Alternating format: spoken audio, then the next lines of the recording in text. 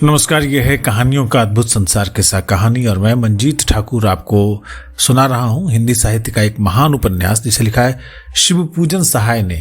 और ये ले जाती है आपको हमारे देश के गांव और देहातों में, और इसका नाम है देहाती दुनिया। सुनिए इसका पहला एपिसोड जिसका शीर्षक है माता का अंचल। जहां लड़कों का संग तहां बाजे मृदंग, जहां बुढ़ों का संग वहां खर्चे का तंग। हमारे पिता तड़के उठकर निवट नहाकर पूजा करने बैठ जाते थे। हम बचपन से ही उनके अंग लग गए थे। माता से केवल दूध पीने तक का नाता था, इसलिए पिता के साथ ही हम भी बाहर की बैठक में ही सोया करते थे।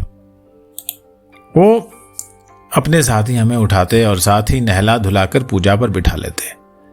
हम भभूत का तिलक लगा लेने के लिए उनको दिक करने लगते थे। कुछ हंसकर, कुछ झुंझलाकर और कुछ डांटकर वो हमारे चौड़े लिलार में त्रिपुंड कर देते थे। हमारे लिलार में भभूत खूब खुलती थी, सिर में लंबी लंबी जटाएं थी। भभूत रमाने से हम खासे बम भोला बन जाते थे।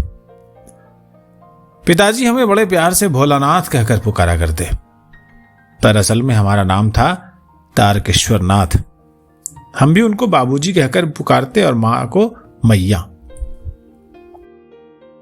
जब बाबूजी रामायण का पाठ करते तब हम उनकी बगल में बैठे बैठे आईने में अपना मुंह निहारा करते थे। जब वो हमारी ओर देखते तब हम कुछ लजाकर और मुस्कुराकर आईना नीचे रख देते थे। वो भी मुस्कुरा पड़ते थे। पूजा पाठ कर चुकने के बाद वो राम नाम लिखने लगते। अपनी एक रामनामा बही पर 1000 राम नाम लिखकर वो उसे पाठ करने की पोथी के साथ बांध कर रखते थे। फिर 500 बार कागज के छोटे छोटे टुकड़ों पर राम नाम लिखकर आटे की गोलियों में लपेटते और उन गोलियों को लेकर गंगा जी की ओर चल पड़ते थे। उस समय भी हम उनके कंधे पर विराजमान रहते थे। जब वो गंगा में एक एक आटे की गोलियां फेंक कर मछलियों को खिलाने लगते तब भी हम उनके कंधे पर ही बैठे बैठे हंसा करते थे। जब वो मछलियों को चारा देकर घर की ओर लौटने लगते तब बीच रास्ते में झुके हुए पेड़ों की डालों पर हमें बिठाकर झूला झुलाते थे। कभी कभी बाबूजी हमसे कुश्ती भी लड़ते। वो शिथिल होकर हमारे बल को बढ़ावा देते और हम उनको पछाड़ देते थे। वो उतान पर जाते और हम उनकी छाती पर चढ़ जाते थे। जब हम उनकी लंबी लंबी मूछें उखाड़ने लगते तब वो हंसते हंसते हमारे हाथों से मूछों को छुड़ाकर उन्हें चूम लेते थे। फिर जब हमसे खट्टा और मीठा चुम्मा मांगते तब हम बारी बारी कर अपना बायां और दाहिना गाल उनके मुंह की ओर फेर देते थे। बाएं का खट्टा चुम्मा लेकर जब वो दाहिने का मीठा चुम्मा लेने लगते तब अपनी दाढ़ी या मूछ हमारे कोमल गालों पर गड़ा देते थे। हम झुंझलाकर फिर उनकी मूछें नोचने लग जाते थे। इस पर वो बनावटी रोना रोने लगते और हम अलग खड़े खड़े खिलखिलाकर हंसते लग जाते। उनके साथ हंसते खेलते जब हम घर आते तब उनके साथ ही हम भी चौके पर खाने बैठते। वो हमें अपने ही हाथ से फूल के कटोरे में गोरस और भात सानकर खिलाते थे। जब हम खाकर अफर जाते तब मैया थोड़ा और खिलाने के लिए हठ करती थी। वो बाबूजी से कहने लगे, आप तो 4-4 दाने के कौर बच्चे के मुंह में देते जाते हैं, इसलिए वो थोड़ा खाने पर ही समझ लेता कि हम बहुत खा गए। आप खिलाने का ढंग नहीं जानते। बच्चे को भर मुंह कौर खिलाना चाहिए। जब खाएगा बड़े बड़े कौर तब पाएगा दुनिया में ठौर। देखिए मैं कैसे खिलाती हूँ। मर्दुए क्या जाने कि बच्चों को कैसे खिलाना चाहिए, और महतारी के हाथ से खाने पर बच्चों का पेट भी भरता है। और ये कहकर वो थाली में दही भात सानती और अलग अलग तोता, मैना, कबूतर, हंस, मोर आदि में बनावटी नाम से कौर बनाकर ये कहते हुए खिलाती कि जल्दी खा लो नहीं तो उड़ जाएंगे। पर हम उन्हें इतनी जल्दी उड़ा जाते थे कि उन्हें उड़ने का मौका ही नहीं मिलता था। जब हम सब बनावटी चुड़ियों को चट कर जाते थे तब बाबूजी कहने लगते, अच्छा अब तुम राजा हो गए हो, जाओ खेलो। बस हम उठकर उछलने कूदने लगते थे। फिर रस्सी में बंधा हुआ काठ का घोड़ा लेकर नंग धड़ंग बाहर गली में निकल जाते थे। जब कभी मैया हमें अचानक पकड़ पाती तब हमारे लाख छटपटाने पर भी एक चुल्लू कड़वा तेल हमारे सिर में डाल ही देती थी। हम रोने लगते और बाबूजी उस पर बिगड़ खड़े होते, पर वो हमारे सिर में तेल बोथ कर हमें उबट कर ही छोड़ती थी। फिर हमारी नाभि और लीलार में काजल की बिंदी लगाकर चोटी गूंथती और उसमें फूलदार लट्टू बांधकर रंगीन कुर्ता टोपी पहना देती ही हम खासे कन्हैया बनकर बाबूजी की गोद में सिसकते सिसकते बाहर आते थे। बाहर आते ही हमारी बाट जोहने वाले बालकों का एक झुंड मिल जाता था। हम उन खेल के साथियों को देखते ही सिसकना भूलकर बाबूजी की गोद से उतर पड़ते और अपने हमजोलियों के दल में मिलकर तमाशे करने लग जाते थे। तमाशे भी ऐसे वैसे नहीं, तरह तरह के नाटक। चबूतरे का एक कोना नाटक घर बनता था। बाबूजी जिस छोटी चौकी पर बैठकर नहाते थे वही रंगमंच बनता। उसी पर सरकंडे के खंभों का कागज का चंदोआ तान कर मिठाइयों की दुकान लगाई जाती। उसमें चिलम के खोंचे पर खपड़े के थालों में ढेले के लड्डू, पत्तों की पूरी कचौरियां, गिली मिट्टी की जलेबियां, फूटे घड़े के टुकड़ों के बताशे, ये मिठाइयां सजाई जाती। ठीकरों के बटखरे और जस्ते के छोटे छोटे टुकड़ों के पैसे बनते। हम ही लोग खरीदार और हम ही लोग दुकानदार। बाबूजी भी 2-4 गोरखपुरिये पैसे से मिठाइयां खरीद लेते थे। थोड़ी देर में मिठाई की दुकान बढ़ाकर हम लोग घरौंदा बनाते थे। धूल की मेड़ दीवार बनती और तिनकों का छप्पर, दातून के खंभे, दियासलाई की पेटियों के किवाड़, घड़े के मुहड़े को चूल्हा चौकी, दिए की कड़ाही और बाबूजी की पूजा वाली आचमने की कलछी बनती थी। पानी के घी, धूल के पिसान और बालू की चीनी से हम लोग ज्योनार तैयार करते थे। हम ही लोग ज्योनार करते और हम ही लोगों की ज्योनार बैठती थी। जब पंगत बैठ जाती थी तब बाबूजी भी धीरे से आकर पांत के अंत में जिमने के लिए बैठ जाते थे। उनको बैठते देखते ही हम लोग हंस हंस कर और घरौंदा बिगाड़ कर भाग चलते थे। वो भी हंसते हंसते लोटपोट हो जाते और कहने लगते, फिर कब भोज होगा भोलानाथ। कभी कभी हम लोग बारात का भी जुलूस निकालते थे। कनस्तर का तंबूरा बजता, अमोले की घिसकर शहनाई बजाई जाती, टूटी चूहेदानी की पालकी बनती। हम समधी बनकर बकरे पर चढ़ लेते और चबूतरे के एक कोने से चलकर बारात दूसरे कोने में जाकर दरवाजे लगती थी। वहां काठ की पटरियों से घिरे, गोबर से लिपे, आम और केले की टहनियों से सजाए हुए छोटे आंगन में कुल्हिए का कलसा रखा होता था। वहीं पहुंचकर बारात फिर लौट आती थी। लौटने के समय खटोली पर लाल ओहार डालकर फिर दुल्हन को चढ़ा लिया जाता था। लौट आने पर बाबूजी ज्यों ही ओहार उघाड़कर दुल्हन का मुंह निरखने लगते त्यों ही हम हंसकर भाग जाते। थोड़ी देर के बाद फिर लड़कों की मंडली जुट जाती थी। इकट्ठा होते ही राय जमती कि खेती की जाए। बस चबूतरे के छोर पर गिरनी गड़ जाती और उसके नीचे की गली कुआं बन जाती। मूंज की बटी हुई पतली रस्सी में एक टुकड़ा बांधकर गराड़ी पर चढ़ाकर लटका दिया जाता और 2 लड़के बैल बनकर मोट खींचने लग जाते। चबूतरा खेत बनता, कंकड़ बीज और ठेंगा हल जुआठा। बड़ी मेहनत से खेत जोते जाते, बोए और पटाए जाते। फसल तैयार होते देर नहीं लगती थी और हम लोग हाथों हाथ फसल काट लेते थे। काटते समय गाना गाते, ऊंच नीच में बई कियारी, जो उपजी सो भई हमारी। फसल को एक जगह रखकर उसे पैरों से रौंद डालते थे। कसोरे का सूप बनाकर उसाते और मिट्टी के दिए के तराजू पर तौल कर राशि तैयार कर देते। इस बीच बाबूजी आकर पूछ बैठते थे, इस साल खेती कैसी रही भोलानाथ। बस फिर क्या था, हम लोग ज्यों का त्यों खेत खलिहान छोड़कर हंसते हुए भाग जाते थे। कैसी मौज की खेती थी। ऐसे ऐसे नाटक हम लोग बराबर खेला करते थे। बटोही भी कुछ देर ठिठक कर हम लोगों के तमाशे देख लेते थे। जब कभी हम लोग ददरी के मेले में जाने वाले आदमियों का झुंड देख पाते तब कूद कर चिल्लाने लगते थे, चलो भाई यो ददरी सत्तू पिसान की मोटरी। अगर किसी दूल्हे के आगे आगे जाती हुई ओहरदार पालकी देख पाते तब खुद जोर से चिल्लाने लगते, रहर में रहर पुरान रहरी, डोला की कनिया हमार मेहरी। इसी पर एक बार एक बूढ़े वर ने हम लोगों को बहुत दूर तक खदेड़ कर ढेलों से मारा था। उस खुसट खबीस की सूरत आज तक हमें याद है। न जाने किस ससुर ने वैसा जमाई ढूंढ निकाला था। वैसा घुड़मुहा आदमी हमने कभी नहीं देखा। आम की फसल में कभी कभी खूब आंधी आती है। आंधी के कुछ दूर निकल जाने पर हम लोग बाग की ओर दौड़ पड़ते थे। वहां चुन चुन कर घुले घुले गोपी आम चबाते थे। एक दिन की बात है, आंधी आई और पट पड़ गई। आकाश काले बादलों से ढक गया, मेघ गरजने लगे, बिजली कौंधने और ठंडी हवा सनसनाने लगी, पेड़ झूमने और जमीन चूमने लगे। हम लोग चिल्ला उठे, 1 पैसा की लाई, बाजार में छितराई, बरखा उधरे बिलाई।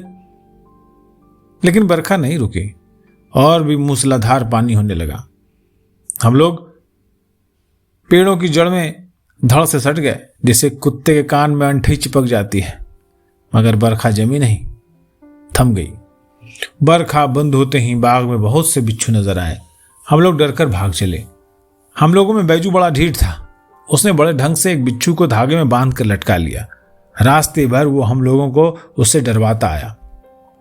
संयोग की बात, बीच में मोहसन तिवारी मिल गए। बेचारे बूढ़े आदमी को सूझता कम था।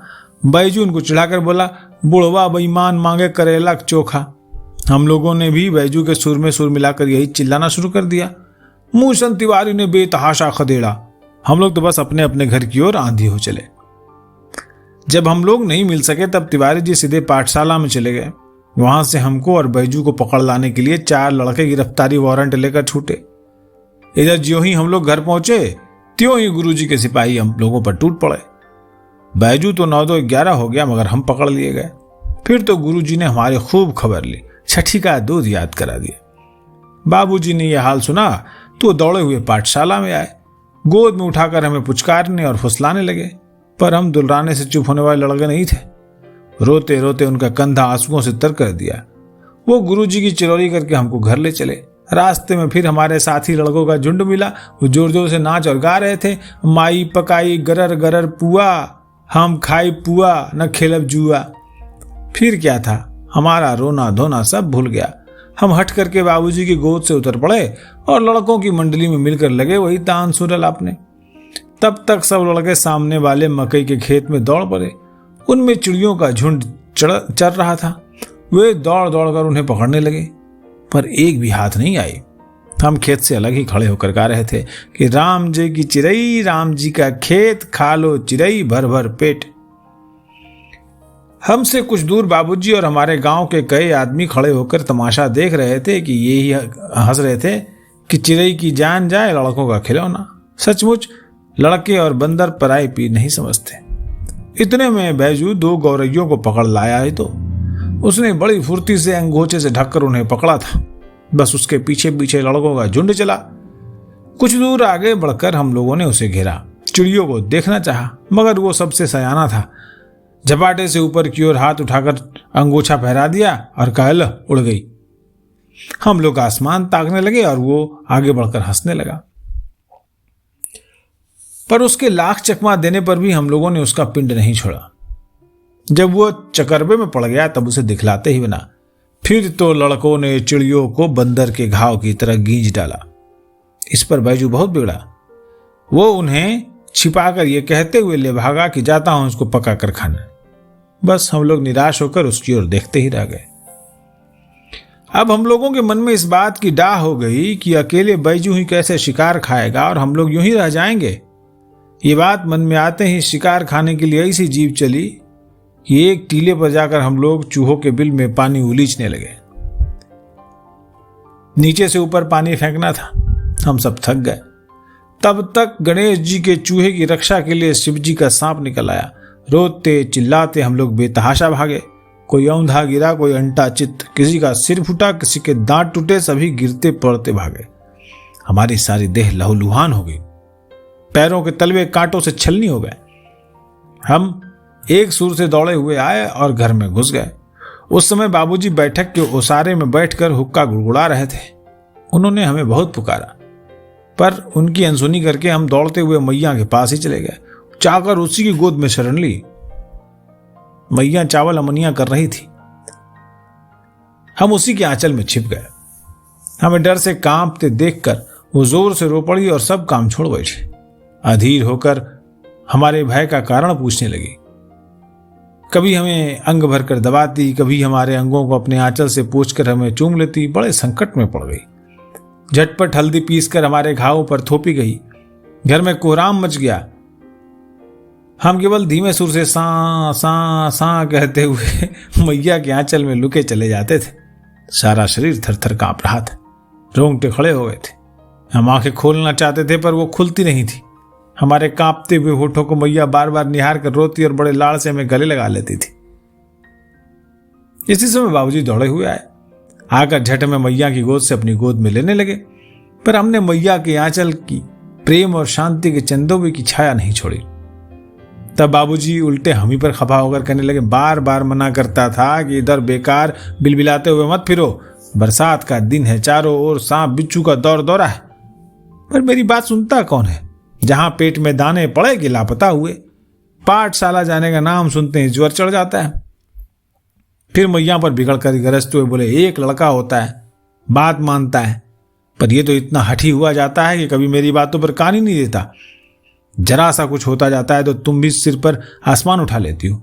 अगर मैं डांट डपट करता हूं तो तुम आकाश पाताल एक कर देती हो। लड़का क्या है, नाक का फोड़ा है। लड़के का लाड़ प्यार तो हद से हद खाने पीने और पहनने तक है। पढ़ने लिखने में लड़के पर दुलार करना, उसे कौड़ी का तीन बनाना है। तुम्हारी ही करनी से इसकी ये दुर्गति हुई है। लो अब उसका फल भोगो। रात भर देवी देवता घुराती रहो, हाय भूत हाय प्रेत कहकर मन्नतें मानो, वैद्य हकीमों को पैर पूजो, प्रसादी चढ़ाओ, और तो तुम्हारा किया हुआ कुछ होगा नहीं। बस जरा सी बात पर घर में बैठी बैठी मुफ्त के आंसू बहाया करो। गया तुम्हें। बाबूजी की बात सुनते ही मैया झल्ला उठी, बिलख कर बोली, आप मुझ पर इतने लाल पीले क्यों हो रहे हैं? आखिर लड़का ही तो है। बरसात हो या जाड़ा, दिन हो या रात, इसको क्या खबर है? रोज तो आप खा पी कर उसके साथ ही रहता है।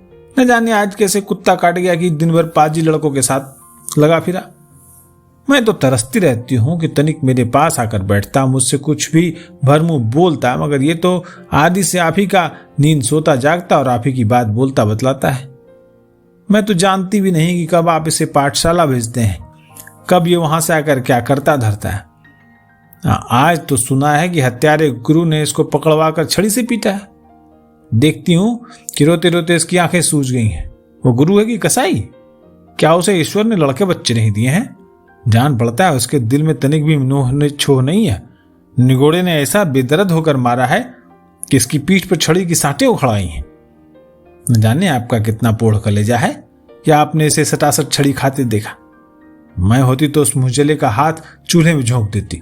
ये होता कौन है मेरे बच्चे को दूब की साठ से भी छुएगा? मेरी चलती तो हरगिज ऐसे चांडाल गुरु के पास अपने लड़के को नहीं भेजती। मेरा लड़का बिना पढ़े ही रहेगा, जीता बचेगा तो बहुत पढ़ेगा। मुझे इस जिंदगी की भूख है कमाई की नहीं। सुख से जीता रहेगा तो मजदूरी करके भी गुजर कर लेगा। आधा पेटी खाएगा, विपद झेल लूंगी बला से, ये आंखों के सामने तो बना रहेगा।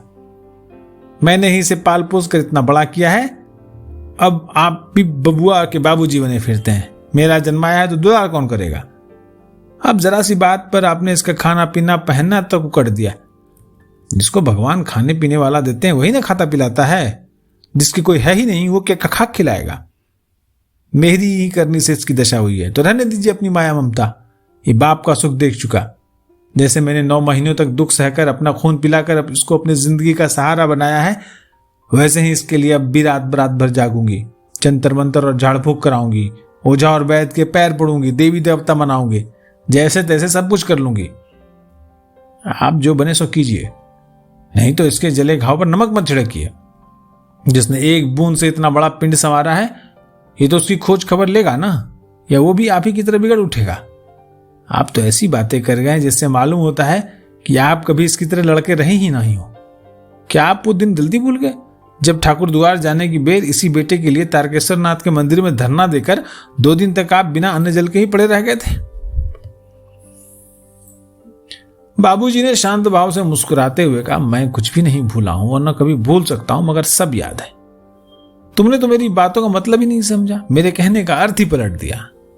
भोलानाथ को मैं तुमसे किसी कदर प्यार कम नहीं करता, पर तुम्हारा प्यार अंधा है और मेरा प्यार आंख वाला। तुम अगर पढ़ी लिखी होती, दीन दुनिया देखे रहती, भला बुरा समझे रहती, तो भूल कर भी ऐसी रूखी बातें नहीं करती। बच्चे की पैदाइश से ही तुम लोगों की नीयत खोटी हो जाती है। कहो तो कैसा नीच विचार है कि जीता रहेगा तो मजूरी करके आधा पेट खाएगा। जिसे तुम कलेजे का टुकड़ा कहती हो, आंखों का तारा समझती हो, उसी की होनहारी के लिए ऐसी बढ़िया आशीष। अभी गुरुजी को गंडो गालियां बक गई हो, क्या इससे तुम्हारे बच्चे का कल्याण नहीं होगा? तुमको क्या पता है कि उस्ताद की छड़ी में कैसा जादू भरा है? तुमको तो सिर्फ बेटे वाली कहलाने की साध पूरी करनी है। मगर मूर्ख, संतान पैदा करने से माता का निपुती रहना ही अच्छा है। जो माता अपने बच्चे के भावी सुख की चिंता न करके उसे केवल अपनी साध पूरी करने का साधन बना डालती है, वो माता अंत में बहुत पछताती है। और सच पूछो तो वो माता कहे जाने योग्य भी नहीं है। तुम्हारी तरह मैं बेटे वाला नाम धराना नहीं चाहता। मैं इसकी कमाई खाने के लिए दुनिया में बैठा नहीं रहूंगा। इसे सदा के लिए संसार में सुखी बना जाने की इच्छा से ही मैं इसको बराबर अपने साथ रखता हूं, अपने ही सुझाव पर चलना सिखाता हूं। पर इधर मैं सुधारता जाता हूं, तुम उधर चौका लगाई जाती हो। करो जो रुचे सो। मेरा तो कहते कहते गला बैठ गया। होगा वही जो परमात्मा चाहेगा, मैं कहां तक सिर धुनूं। अब मैया ने कहा, मुझे आपकी बात सुनने और समझने की सुध नहीं है। मेरा लड़का जब से दौड़ा हुआ आया है तभी से कांप रहा है। इसका दम फूल रहा है, बोलता भी नहीं कुछ, आंखें भी नहीं खोलता। न जाने कहीं डरा है, गिर गया है, किसी लड़के ने मारा है, कुछ मालूम नहीं। पंडित जी को बुलाकर दिखला दीजिए, महंत जी को भी बुला लीजिए, वो भी गंडा तावीज करते हैं। मेरा विश्वास है कि पंडित जी के भभूत देने से जरूर अच्छा हो जाएगा। बाबा जी को बुलवाकर काली जी और महावीर जी के यहाँ संपुट पाठ का संकल्प करा दीजिए। जो करना हो जल्दी कीजिए, मेरा दिल घबरा रहा है। न जाने आज किसका मुंह देकर उठी हूं। मेरे जाने में तो कुछ बतास का फेर है। आजकल हवा बहास बिगड़ी हुई है। परसों ही महंगू के बेटे को आसेब के फेर में अनायास दांत लग गया था। बाबूजी ने कहा, सचमुच तुम लड़के को बिल्कुल डरपोक बनाए जा रही हो। अरे अभी ये लड़का ही है, तुम तो इसके भी नादान हो गई हो। ये डरा है, तुम 10 बार हल्ला मचाकर इसकी घबराहट को बढ़ा रही हो। अभी से इसके मन में इस तरह का डर समाया रहेगा तो बड़ा होने पर डर कर छिपने के लिए कहां तुम्हारा आचरा ढूंढता फिरेगा। भरम से भूत पैदा होता है, संदेह छोड़ दो। नरम बिछौने पर हवा में सुलाकर सिर में गुलरोगन मालिश करो। पैरों में नागफनी के कांटे चुभे हुए दिख रहे हैं, हरी दूध पीसकर गाय के गाढ़े घी के साथ तलवों में लेप दो और घावों पर कपूर मिलाया हुआ गाय का कच्चा घी लगा दो। आराम से नींद आ जाएगी। मैया ने कहा, नहीं नहीं, मैं इसको अभी सोने नहीं दूंगी। आजकल कीड़े बहुत निकलते हैं, हो सकता है उसी ने काटा हो। आज मेरी आंखों में नींद कहां। जब तक ये आंख नहीं उठाएगा तब तक मेरी आंख में नींद नहीं आएगी। अब बाहर का काम देखिए, मेरी तो इसका मुंह निरखते ही निरखते रात सिर आ जाएगी। जहां इसकी पलकें खुली और एक बार भी इसने मैया ककर पुलाया कि मेरी जान में जान आएगी। बाबूजी ने कहा, अच्छा तो अब रोना कल्पना छोड़कर जो मैं कह रहा हूं उसके मुताबिक तदबीर करो, मैं फौरन सब इंतजाम करके आता हूं। बाबूजी बाहर चले गए। मैया उनकी बताई तदबीरें करने लगी। सचमुच उनकी बात सच निकली। पैरों की जलन और घावों का दर्द कम होने लगा। हमारी आंखें झपकने लगी, अंग अंग में ठंडक छा गई, छाती का धड़कना बंद हो गया, सांस की चाल धीमी हो गई। मैया ने कोमल कोमल हाथों से मीठी मीठी थपकियां देकर हमें अपना आचरा उड़ा दिया और आंखों में ही रात काटती रही। फिर हमें क्या पता कि इसके बाद क्या क्या गुल खिला। हम तो मैया के अंचल में, करुणा के क्रोड़ में, शांति के शिविर में, ममता की मंजूषा में, वात्सल्य की वाटिका में, स्नेह के सुख सदन में चैन से सोए पड़े थे। अब देहाती दुनिया में जो अगला एपिसोड होगा वो होगा बुधिया का भाग्य। क्या कहानी है अगले एपिसोड में सुनिएगा। आवाज मंजीत ठाकुर की, उपन्यास देहाती दुनिया, जिसके लेखक शिव पूजन सहाय, चैनल किस्सा कहानी। लाइक कीजिए, सब्सक्राइब करिए, दोस्तों को सुनाइए। नमस्कार।